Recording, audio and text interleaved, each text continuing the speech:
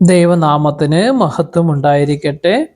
ഇന്ന് സന്ദേശം കേൾക്കുന്ന ഈ ദൈവജനം ശ്രവിക്കുന്ന എല്ലാ മക്കൾക്കും ദൈവമായ കർത്താവിൻ്റെ കൃപ, കരുണ, സ്നേഹം നിറയാൻ വേണ്ടി പ്രാർത്ഥിക്കുന്നു. ഇന്ന് പ്രധാനമായിട്ടും ദൈവവചന സന്ദേശത്തിൽ കിട്ടുന്നത് ഉൽപ്പത്തി പുസ്തകം 2-ാം അധ്യായം. ഇന്നത്തെ പ്രധാന സന്ദേശം ഉൽപ്പത്തി പുസ്തകം 2-ാം അധ്യായം.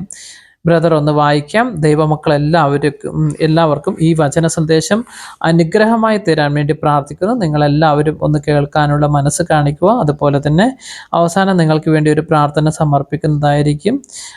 ഇതിൽ പ്രധാനപ്പെട്ട ഒരു വചനവും നിങ്ങൾക്ക് വേണ്ടി പറഞ്ഞു തരുന്നതായിരിക്കും. ദൈവനാമം മഹത്വമുണ്ടായിരിക്കട്ടെ. ഉൽപ്പത്തി പുസ്തകം 2-ാം അധ്യായം. അങ്ങനെ ആകാശവും ഭൂമിയും അവയിലുള്ള സമസ്തവും പൂർണ്ണമായി. ദൈവം തൻ്റെ ജോലി 7-ാം ദിവസം പൂർത്തിയാക്കി. താൻ തുടങ്ങിയ പ്രവൃത്തിയിൽ നിന്നും വിരമിച്ച് 7-ാം ദിവസം അവിടുന്ന് വിശ്രമിച്ചു. സൃഷ്ടികർമ്മം പൂർത്തിയാക്കി. തൻ്റെ പ്രവൃത്തികളിൽ നിന്ന് വിശ്രമിച്ച 7-ാം ദിവസത്തെ ദൈവം അനുഗ്രഹിച്ചു വിശുദ്ധമാക്കി. ഇതാണ് ആകാശത്തിൻ്റെയും ഭൂമിയുടെയും ഉൽപ്പത്തി ചരിത്രം.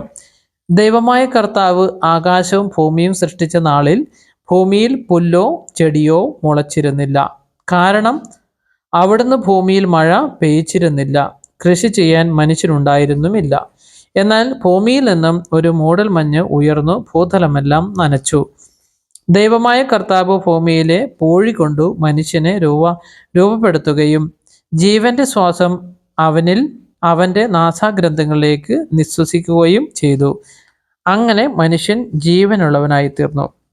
അവിടുന്ന് കിഴക്ക് ഏദനിൽ ഒരു തോട്ടമുണ്ടാക്കി താൻ രൂപം കൊടുത്ത മനുഷ്യനെ അവിടെ താമസിപ്പിച്ചു.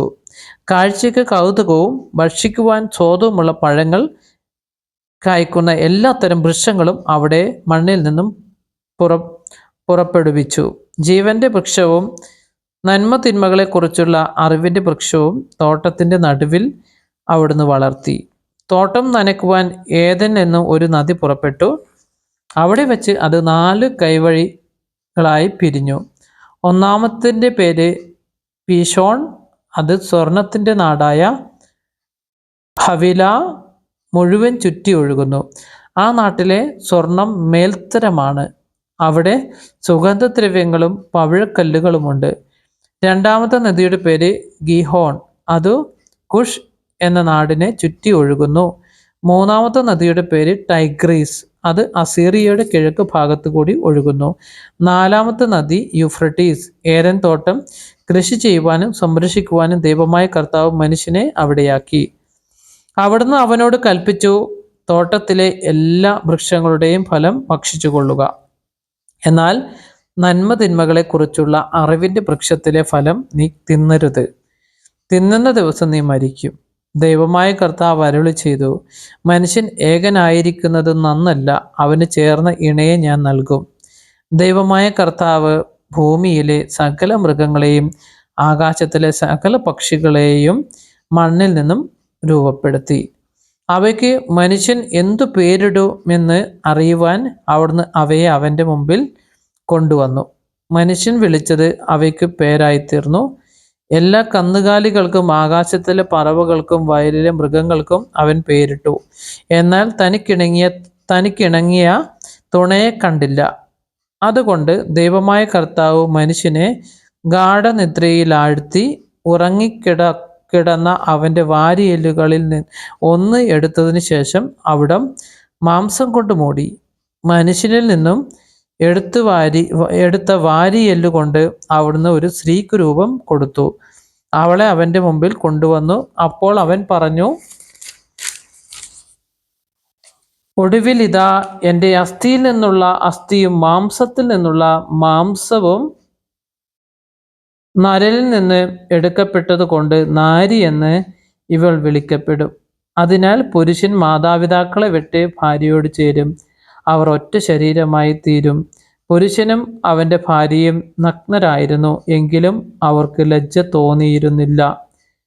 ദൈവമായ കർത്താവിന് നന്ദി പറയുന്നു. ഇവിടെ പ്രധാനമായിട്ടും ഉൽപ്പത്തി പുസ്തകം 2-ാം അധ്യായത്തിൽ ദൈവമായ കർത്താവിൻ്റെ സൃഷ്ടികർമ്മത്തെക്കുറിച്ചും അതുപോലെ തന്നെ സ്ത്രീയെയും പുരുഷനെയും ക്രിയേറ്റ് ചെയ്ത സിസ്റ്റത്തെക്കുറിച്ചും അതുപോലെ തന്നെ പ്രധാനപ്പെട്ട ഏദൻ തോട്ടത്തിലെ ആ നദികളെക്കുറിച്ചും ഒക്കെയാണ് നമുക്കിവിടെ പ്രദാനം ചെയ്യുന്ന പ്രധാനപ്പെട്ട സന്ദേശം. അതുപോലെ തന്നെ മനുഷ്യൻ ഏകനായി ഇരിക്കുന്നത് ദൈവത്തിന് ഇഷ്ടമല്ലാത്തത് കൊണ്ട് ഒത്ത ഇണയെ തമ്പുരാൻ ക്രിയേറ്റ് ചെയ്ത് കൊടുക്കുകയും ആ കൊടുത്ത രീതികളെ കുറിച്ചൊക്കെയാണ് നമുക്കിവിടെ തരുന്നത്. അതിൽ പ്രധാനമായിട്ടും 2-ാം അധ്യായം 24-ാം തിരുവചനം പ്രധാനപ്പെട്ട ഒരു സന്ദേശമാണ്. അതിനാൽ പുരുഷൻ മാതാപിതാക്കളെ വിട്ട് ഭാര്യയോട് ചേരും, അവർ ഒറ്റ ശരീരമായി തീരും. പുരുഷനും അവൻ്റെ ഭാര്യയും നഗ്നരായിരുന്നു, എങ്കിലും അവർക്ക് ലജ്ജ തോന്നിയിരുന്നില്ല. കാരണം കർത്താവിൻ്റെ പ്രവൃത്തിയെക്കുറിച്ചാണ് ഇവിടെ രേഖപ്പെടുത്തുന്നത്. നമ്മുടെ ജീവിതം എന്താണെന്നും ജീവിതത്തിലെ സിസ്റ്റം എന്താണെന്നും ഈ സിസ്റ്റം അനുസരിച്ചാണ് ഇന്ന് ലോകം മൊത്തം കൃത്യമായിട്ട് പോകുന്നതെന്ന് നമുക്ക് മനസ്സിലാക്കാൻ സാധിക്കുന്ന ഒരു വലിയൊരു ആത്മീയ രഹസ്യമാണ്. ദൈവനാമം മഹത്വപ്പെടട്ടെ. ദൈവത്തിൻ്റെ സന്ദേശം നിങ്ങൾക്ക് എല്ലാവർക്കും അനുഗ്രഹമായും അത് നന്മയായിട്ടും അഭിഷേകമായി തീരാൻ വേണ്ടി പ്രാർത്ഥിക്കുന്നു. നമുക്കൊരു മിനിറ്റ് ഒന്ന് നന്മ നിറഞ്ഞ മറിയം ചൊല്ലി അമ്മയുടെ കരങ്ങളിലേക്ക് സന്ദേശം സമർപ്പിച്ചുകൊണ്ട് നിങ്ങൾക്ക് എല്ലാവർക്കും ഈ വചന സന്ദേശം അനുഗ്രഹമായി തീരാൻ വേണ്ടി പ്രാർത്ഥിച്ചുകൊണ്ട് ഇന്നത്തെ സന്ദേശം അവസാനിപ്പിക്കുന്നു.